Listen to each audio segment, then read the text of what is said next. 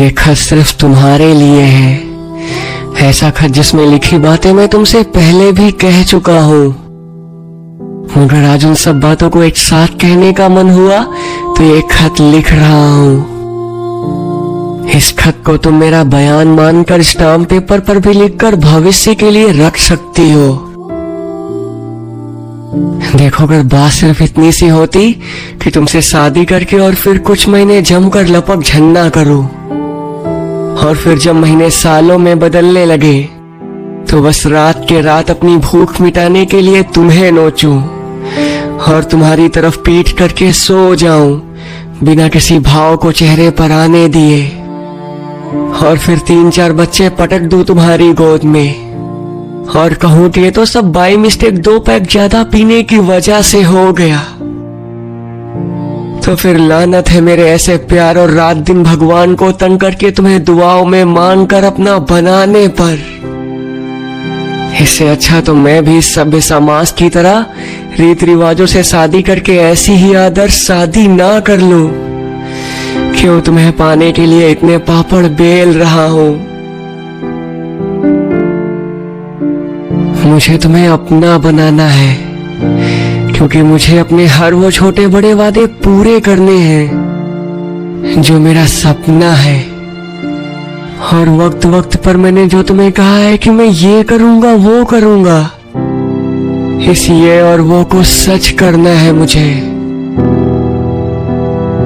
तुम्हें रात को बेफिक्र मुझसे लिपट कर सोते हुए एकटक लगा कर देखना है।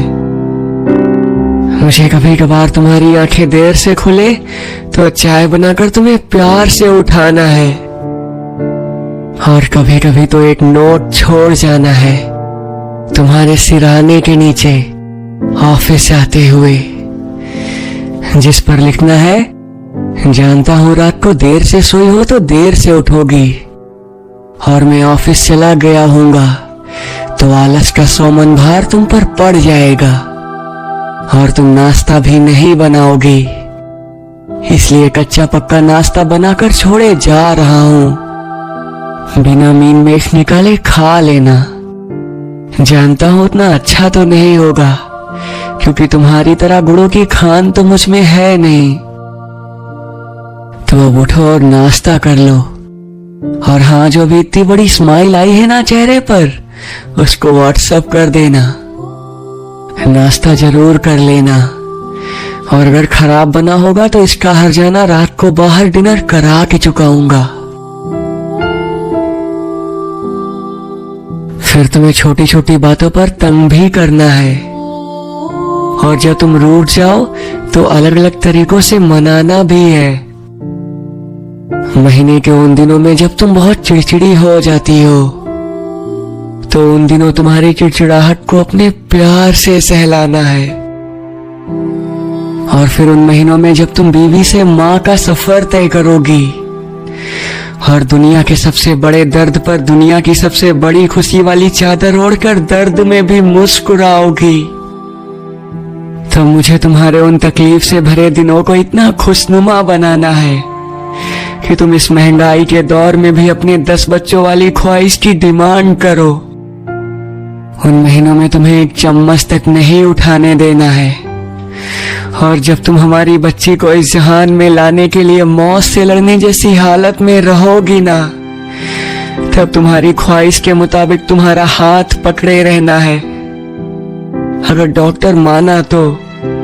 वरना उस हाल में मैं डॉक्टर से बहस करने बिल्कुल नहीं जाऊंगा। तुम्हें सारी उम्र वैसे ही देखना है जैसे पहली बार तुम्हें देखकर जमी और जन्नत के बीच वाली गली में खो गया था,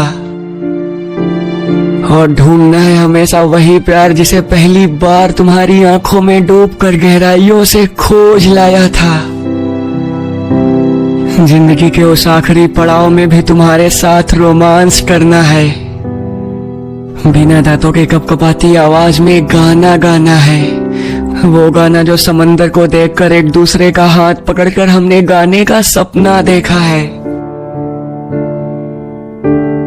और फिर तुम्हारी शर्म पर उस बुढ़ापे में भी फिदा हो जाना है। और सुनो, मैं वो वादा भी निभाऊंगा जब तुम 88 की उम्र में मरोगी तो मैं कसम से दूसरी शादी का सोचूंगा भी नहीं।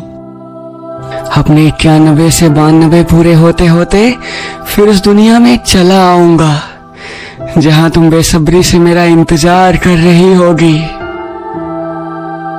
मुझे इन सब सपनों, बातों और वादों को पूरा करने के लिए तुम्हें अपना बनाना है। मैं जानता हूं वैलेंटाइन गुजर चुका है, पर तुम्हारे साथ मेरा हर दिन वैलेंटाइन है। मैं अपनी आत्मा से तुम्हें अपना चुका हूं और मैं हमेशा के लिए तुम्हारा हूं। तुम देख लेना, ये दुआ खाली नहीं जाएगी।